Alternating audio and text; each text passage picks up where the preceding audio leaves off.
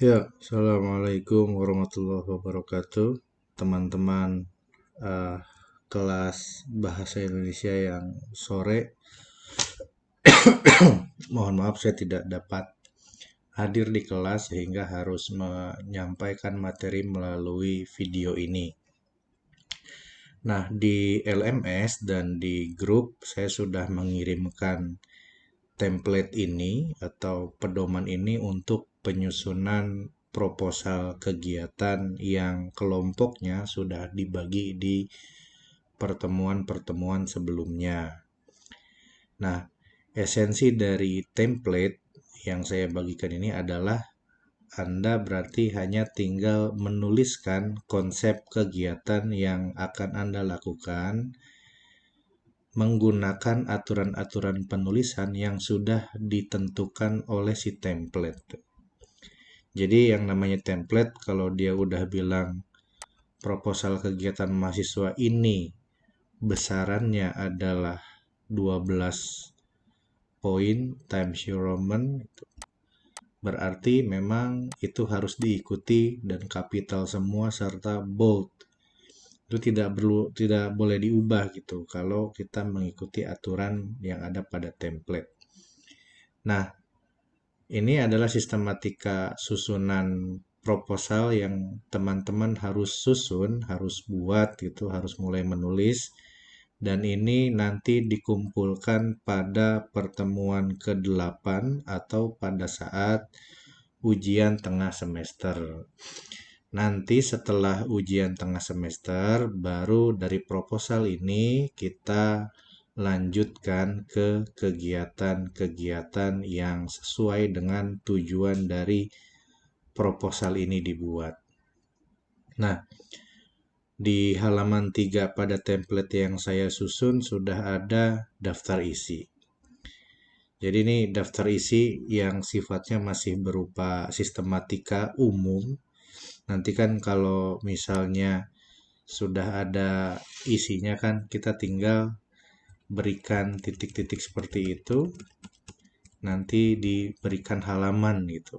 Prakata misalnya halaman 1, ini halaman 2, pendahuluan halaman 1, nanti latar belakang halaman berapa gitu. Itu kalau seandainya semua isi komponen sudah dibuat. Jadi daftar isi itu yang saya bagikan di template baru bersifat sistematika.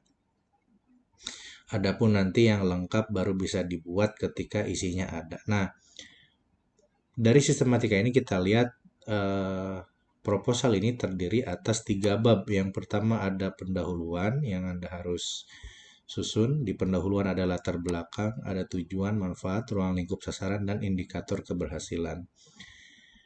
Pada bab 2 ada rancangan kegiatan, yaitu waktu dan tempat kegiatan, tahapan, jadwal kegiatan, metode pelaksanaan kegiatan, dan susunan pelaksananya. Bab 3 sebagai bab penutup ada peta risiko kegiatan dan rencana anggaran kegiatan, itu rencananya saja. Nah, konsep dari proposal itu kan pada dasarnya adalah rencana, plan kita, apa yang akan kita lakukan pada kegiatan yang topiknya sudah dimiliki gitu. Jadi belum masuk pada taraf laporan, sehingga apa yang dituangkan adalah hanya rencana saja. Kita mulai dari pembuatan cover dulu. Jadi bagian atas bawah ini teman-teman tidak perlu pikirkan, langsung lihat pada judul. Nanti seluruh kelompok kan kalau nggak salah setiap kelas itu dibentuk 4 kelompok lah ya. Ada yang 3 kelompok, ada yang 4 kelompok gitu.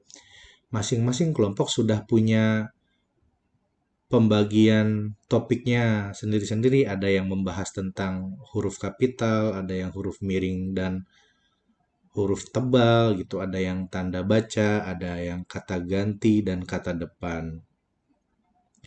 Nah, di sini saya memberikan sebuah judul. Pada tulisan yang berwarna merah, disinilah nanti topik Anda dituliskan, sisanya sama.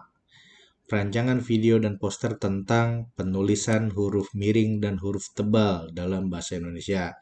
Kalau topik yang kamu dapatkan adalah huruf miring dan huruf tebal. Nah, kalau yang kamu dapatkan adalah tanda baca, berarti judulnya rancangan video dan poster tentang penulisan tanda baca dalam bahasa Indonesia. Kalau yang dapat kata ganti dan kata depan ya berarti rancangan video dan poster tentang penulisan kata ganti dan kata depan dalam bahasa Indonesia seperti itu. Jadi cukup mengganti bagian yang berwarna merahnya saja. Nah, adapun ini disusun oleh sudah ikuti saja formatnya gitu. Ada nama-nama orangnya silahkan ditulis. Kalau seandainya namanya sangat banyak sehingga memenuhi seisi ruangan penulisan nama ini gitu. Saya ada 9 orang. Kan di sini turun. Nah, silahkan dibuat proporsional yaitu dengan cara menaikkan bagian-bagian atas gitu. Tuh, nanti bagian ini naik juga gitu.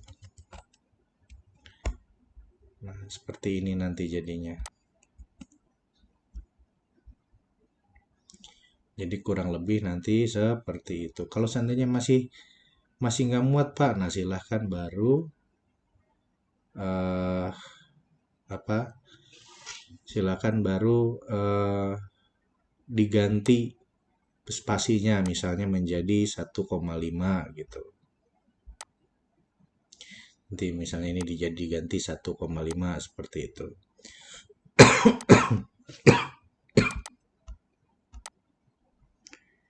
Ya, saya lanjutkan. Itu adalah cover, jadi kurang lebih nanti covernya kalau jadi seperti ini. Nah, kalau bagian prakata, nanti silahkan teman-teman lihat saja banyak di Google gitu ya, bagaimana menulis prakata. Ikuti saja seperti puji syukur kami panjatkan kehadirat Tuhan yang Maha Esa seperti itu. Nanti tinggal eh, tinggal diikuti dan disesuaikan dengan topik atau kegiatan masing-masing. Daftar isi biarkan seperti ini, nanti teman-teman langsung masuk ke bagian bab 1 pendahuluan. Di pendahuluan kan ada 5 aspek yang harus dikembangkan. Yang pertama tentang latar belakang. Latar belakang itu menguraikan kenapa kamu mengambil topik ini dan sepenting apa topik ini atau sepenting apa kegiatan ini diadakan. Kan kegiatan kamu adalah tentang kebahasaan. Artinya di dalam latar belakang bagian awal yang harus kamu jelaskan adalah apa sih bahasa itu gitu. Kalau kamu membahas tentang lukisan, apa sih? Berarti di awal harus membahas apa sih seni itu gitu, seperti apa perkembangan seni gitu.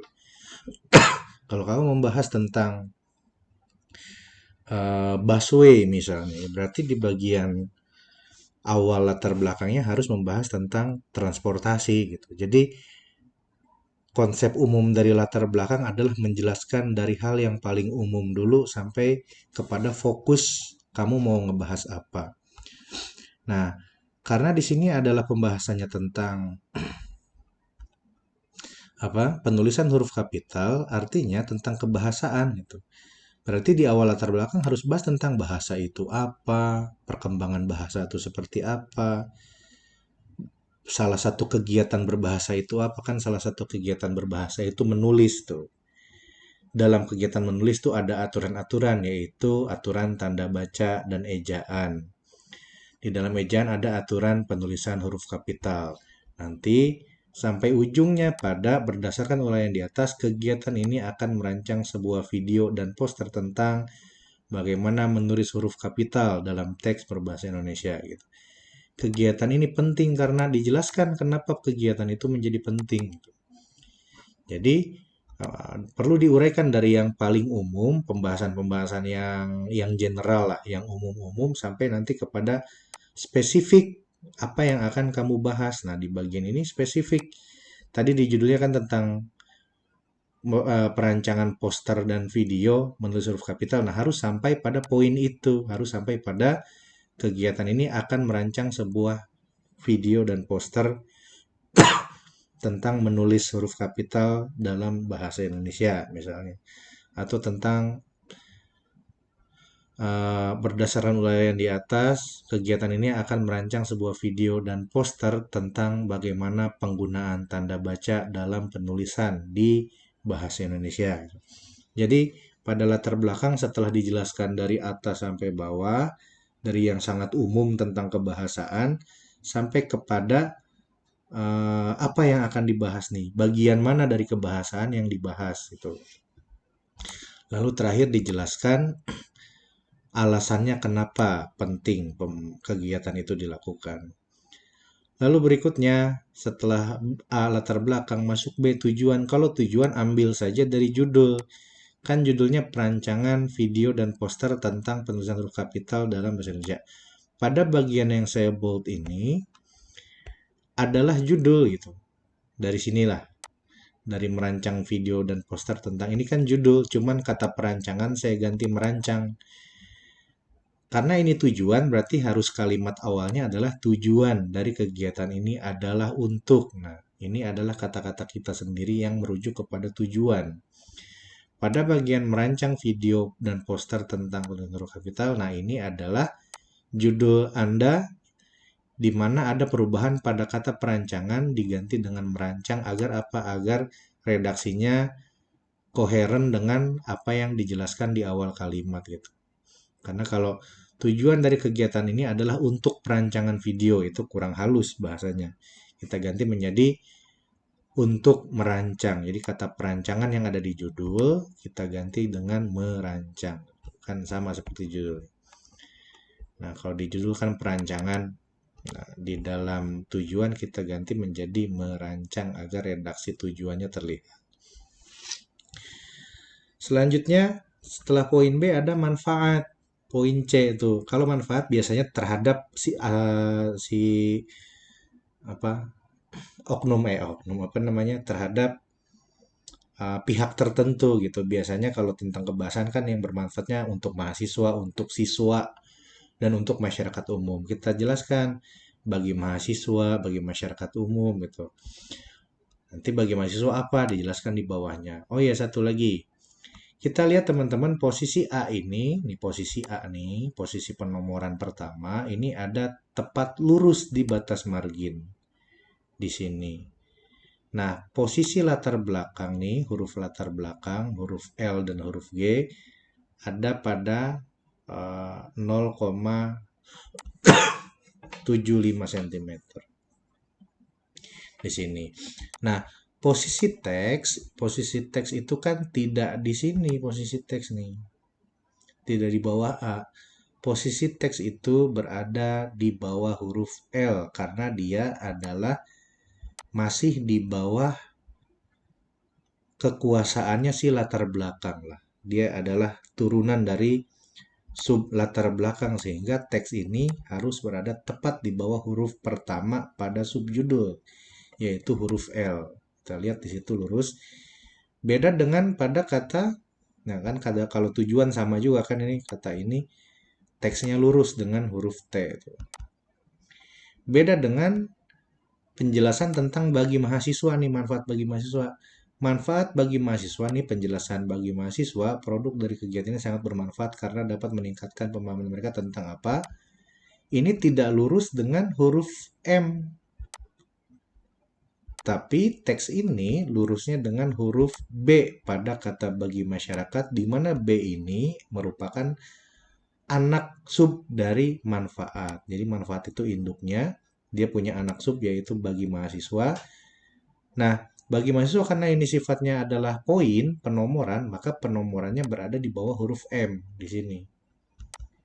Nah, ini B ini adalah judul anak subnya. Nah, teks di mana dia berada di dalam penguasaannya si bagi mahasiswa ini berarti dia tidak boleh melewati kata bagi mahasiswa. Jadi di sini.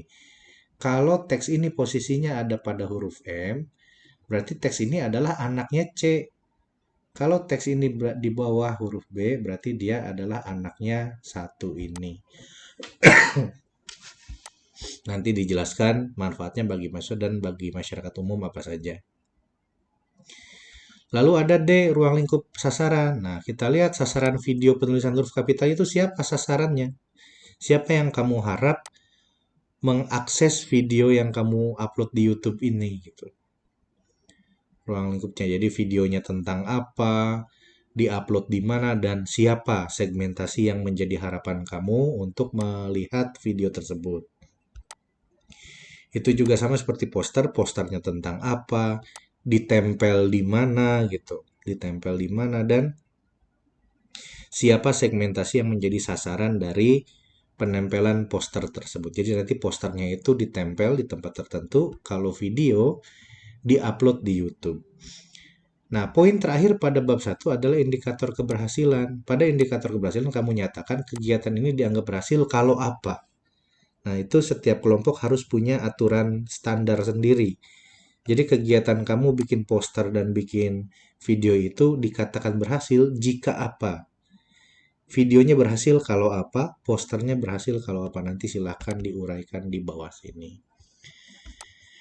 Itu bab 1, kita masuk ke bab 2 ya.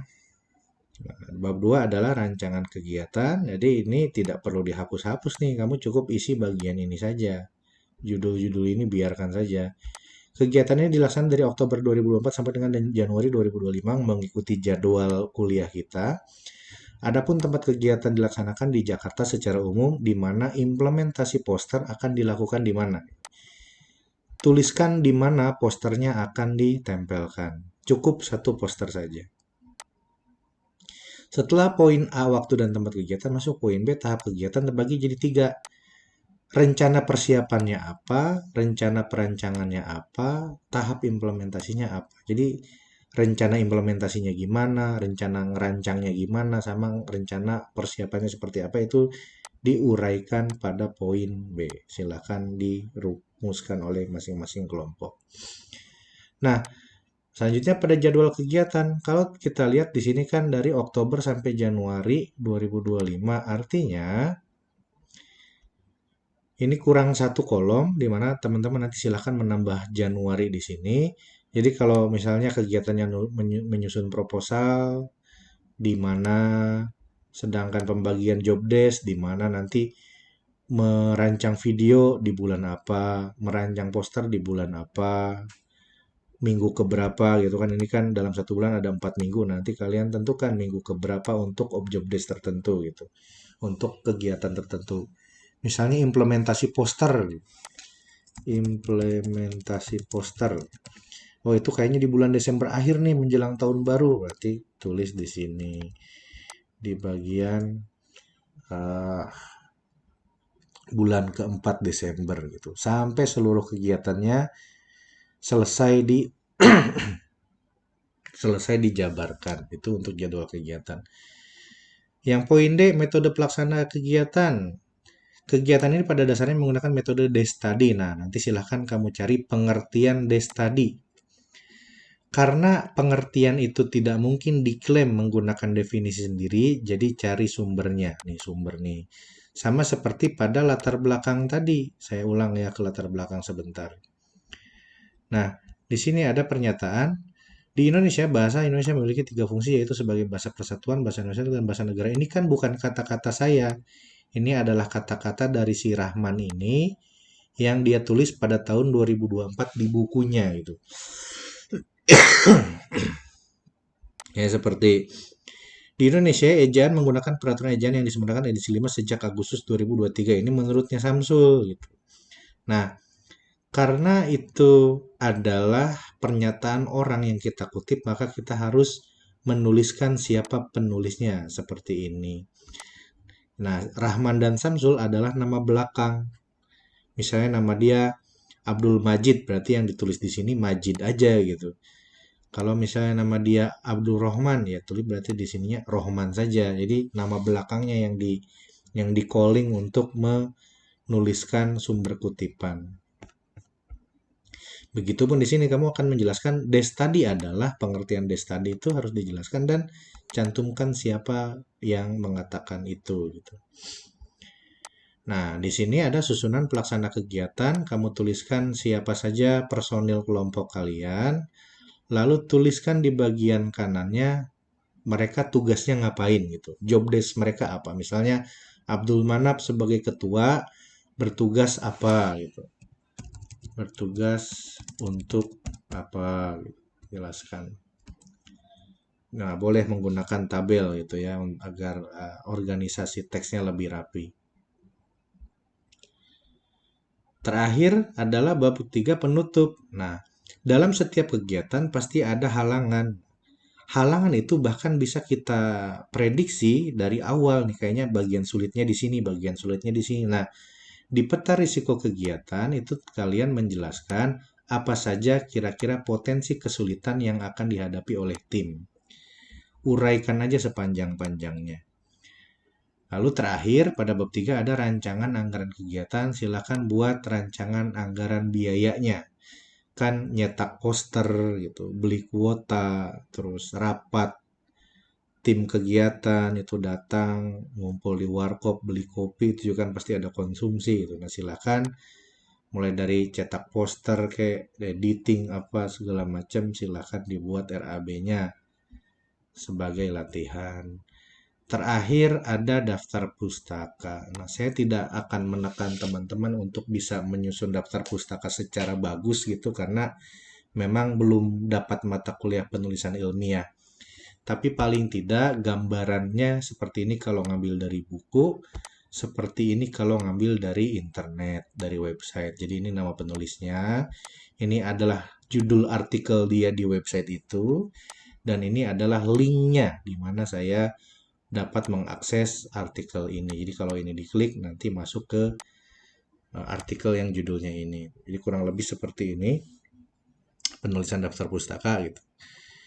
Nah, itu adalah komponen proposal. Nanti setiap kelompok silahkan mulai menyusun proposal dan membuat video serta posternya. Jadi semakin cepat semakin bagus. Topiknya udah pada dikasih masing-masing kelompok itu mau nulis tentang apa. Silahkan tunjuk job desk bikin video untuk siapa, job desk bikin poster untuk siapa, job desk untuk membuat proposal siapa. Karena nanti pada saat UTS, proposal, ya ingat ya proposalnya aja, video dan posternya nanti dibahasnya. Proposal itu dikumpulkan pada saat UTS. Seperti itu. Nanti setelah UTS, pekerjaan kita hanya akan mengasistensi laporan kegiatannya. Nanti akan saya berikan template untuk penulisan laporan. Kalau ini kan template untuk penulisan proposalnya. Oke teman-teman, jangan lupa dikerjakan proposalnya. Nanti ketika UTS, proposal ini dikumpulkan. Artinya kalian masih punya 3 pekan untuk mengerjakan proposal ini. Demikian, jangan lupa dikerjakan, tetap semangat, dan Assalamualaikum warahmatullahi wabarakatuh.